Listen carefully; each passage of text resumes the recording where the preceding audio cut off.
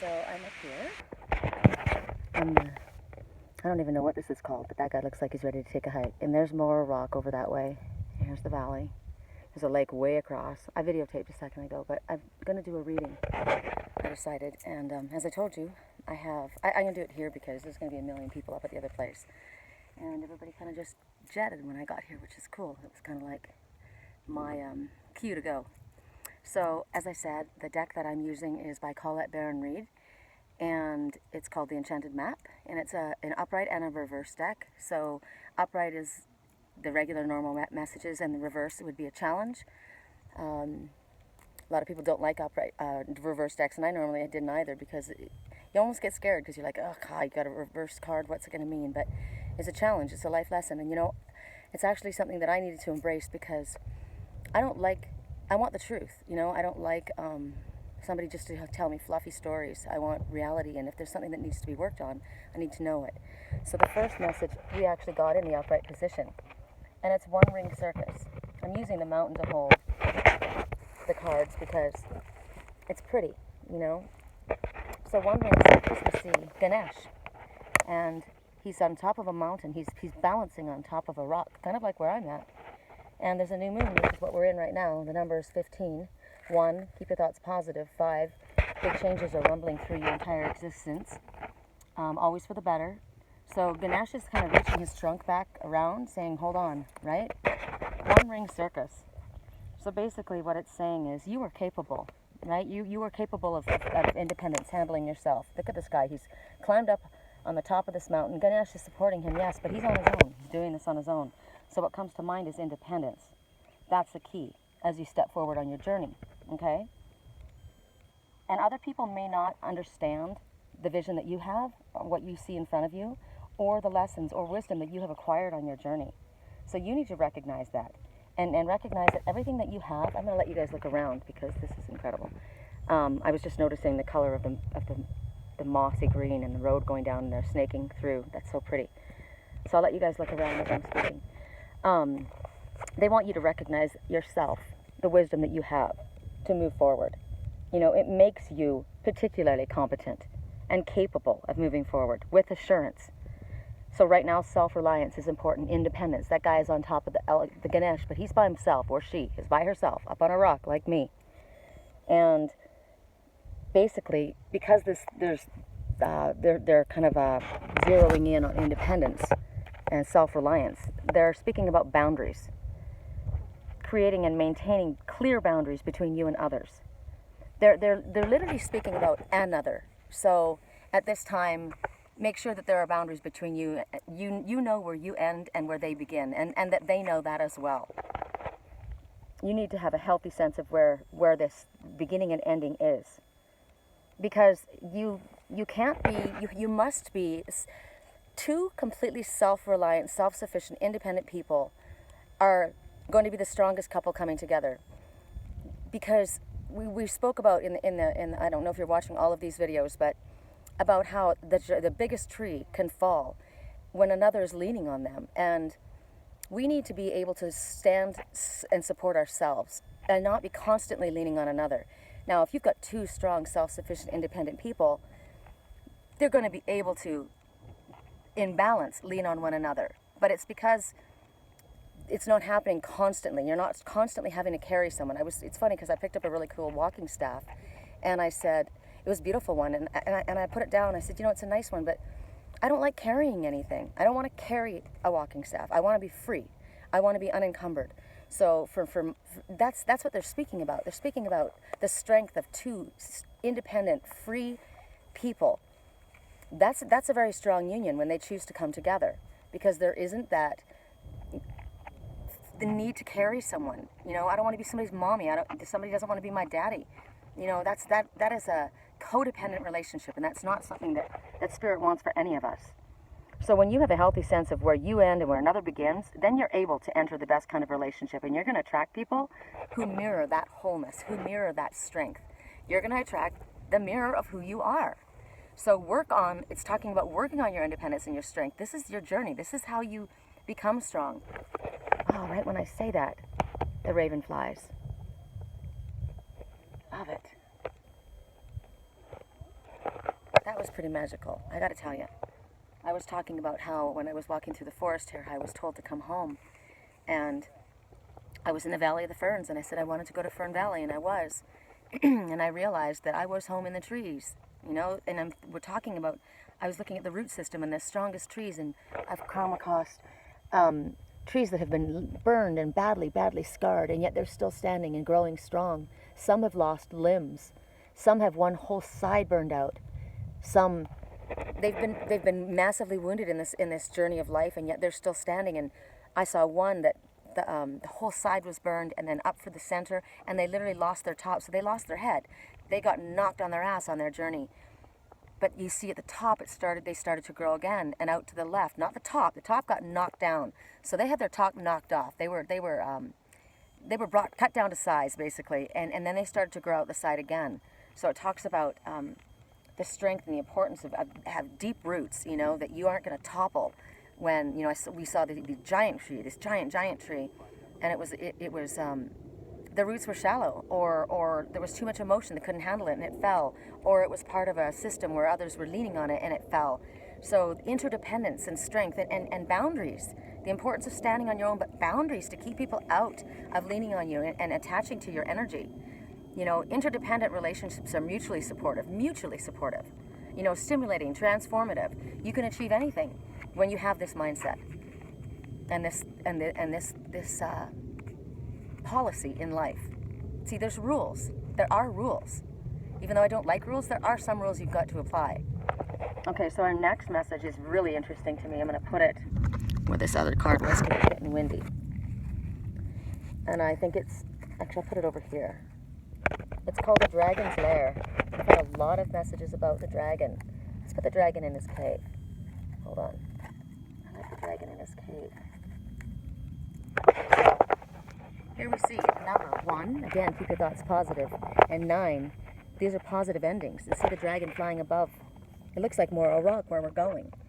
And then there's water down here, and there's a dungeon, and it's lit up, and there's the stairs going up into the dragon's lair. And basically what it's saying is, you've got a warning system that lets you know when things are out of alignment. And you're going to enter a dangerous territory. See, here's the front door, but look at that. Looks like it's gnarly. It's lit up. Spirit will light things up when you're going into danger. So they're saying tread carefully and be aware of what's going on. Pay attention. There's a dragon flying up here. Can you handle that dragon? Are you strong enough to deal with the circumstances that you're about to walk into? Because the path you're on is one that's going to challenge you to your very core. And they're saying, you know, it can be perilous, but it's exciting as well.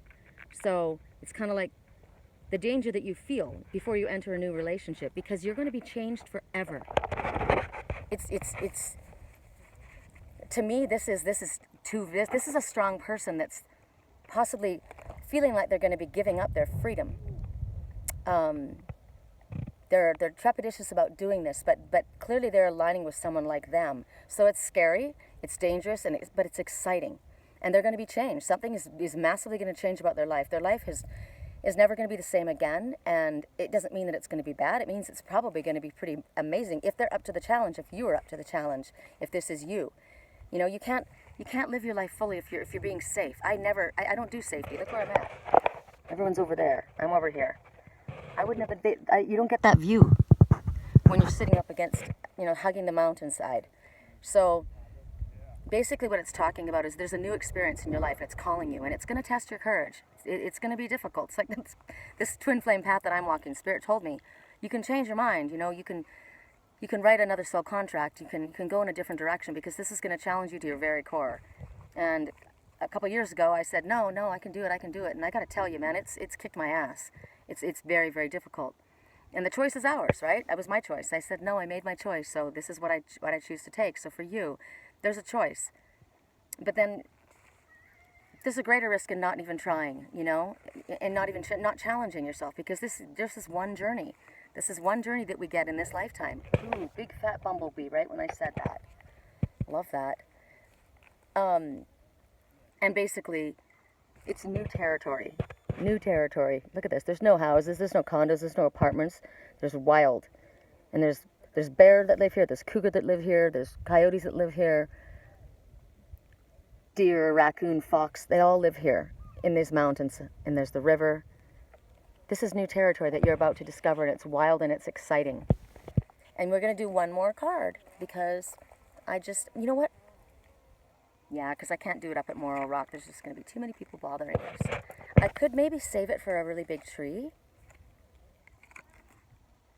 I think I'm going to save it for a big tree. Because you guys can't even see these anyway until afterwards, because I'm not able to upload or get any service. So you're going to probably, I'm going to have to dole them out to you one by one as readings for the day. But so I'm going to wait. I wanted to tell you, we are at 7,500 feet up here, where I'm at right now. Sedona is 4,500 feet, where I was, Upper Sedona, so 40. And then we're going to be a little higher. So it's still very warm. It feels, I mean, when I'm wearing a 3/4 sleeve shirt because I don't really have anything else to wear. But there's a cooler breeze, so it's not too bad. It's probably, I don't know, 74 degrees. I could live in this weather. I could live in this weather. I know I keep saying that. I'm putting it out to the universe. I really know that I am. And waiting to see what the next message is. Something else I wanted to talk to you about, and I'll do it while we're up here. Bears. I got really, really upset because you'll see my videos. I saw Mama Bear and her 2 babies. And I recognized who they represented. It was very emotional for me. There was a spirit bear, and then there was the one that stayed close to Mama, a darker bear. The spirit bear was a bit of a wanderer, which is me, and they were twins, the dark one and the lighter one. It's funny because the lighter one has the same hair color as mine. You'll see her. She's me. She's a little bit more adventurous, but the other one is a little more reserved. And I found out something, though, that's sad. And the fact that she's adventurous and friendly to everybody is a threat to her. Her mother, the baby's mother, had already, and it's probably why the mom was staying close and keeping the black baby bear close to her, because she's been tagged. Her ear's been tagged, and she's got a collar around her neck. So she's already gotten herself into trouble. It makes me think of the big tree that fell, this beautiful big tree that fell. Something had happened. They didn't have their roots firmly embedded in spirit, and they didn't have a sense of self that was strong enough to withstand the weather, whatever it was that came, whether it was the wind, whether it was other trees pushing and leaning on them, whether it was a fire, whether it was too much emotion, whatever it was, that tree fell. And we talked about how parents don't lean on your children. You know, you teach your children to be self-sufficient and strong, and that they can do anything, and you don't put your troubles on them and ask them to carry it.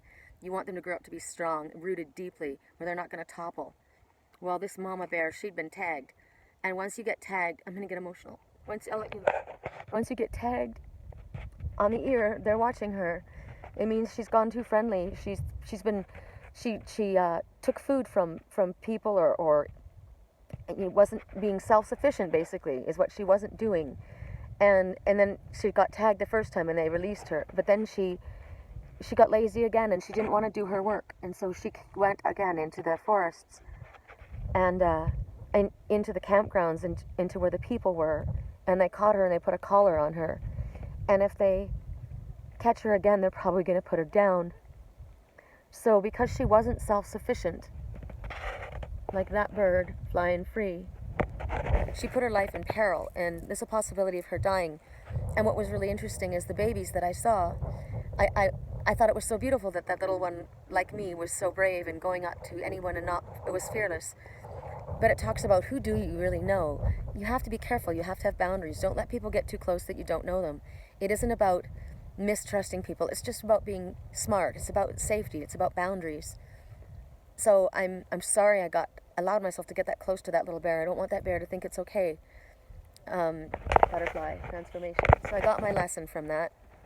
And something else I was going to tell you.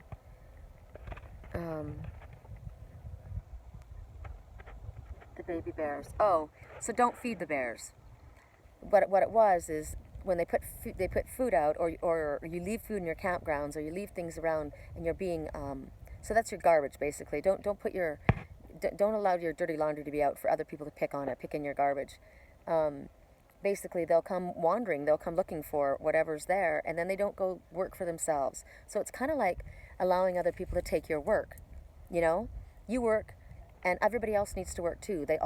Everybody needs to do their job. There are ones that will attach to you. These are energetic vampires. They attach to you because they're too lazy to get up and do their own work. And because of that, they get themselves in a difficult situation. So do your own work, stand on your own 2 feet, be strong, keep your boundaries clear, save the bears, don't feed them. And you can save the baby bears by teaching them that. And that mama was trying to teach her babies to stay away. She was leading them up into the mountains away. It gave me another message, too, that there was a baby bear in my life that had been hurt, and the mother was just trying to protect that baby bear from somebody else, a predator, you know, hurting that baby bear. But I got to tell you, I'm not a predator, so no worries about me, but I understand. All right, there's golden eagles up here, too, and that crow is sitting on the tree over there with another. But I think I saw a golden eagle. That would be really cool. I'm calling that in for our next animal messenger. I do see worker bees. They've been around this whole time, see? And the worker bees say, get busy and get the honey. They also are a symbol of victory. All right. Also, I'm hearing in my mind, bring on the drone. Unmanned contraptions or devices. So again, boundaries, be careful. All right. Peace, love, and light. Golden light. Oh, hey, let's do it. Oh, I forgot. So we imagine the golden light going all around our entire bodies as a golden shield, burning off any doubts, worries, fears, attachments from others.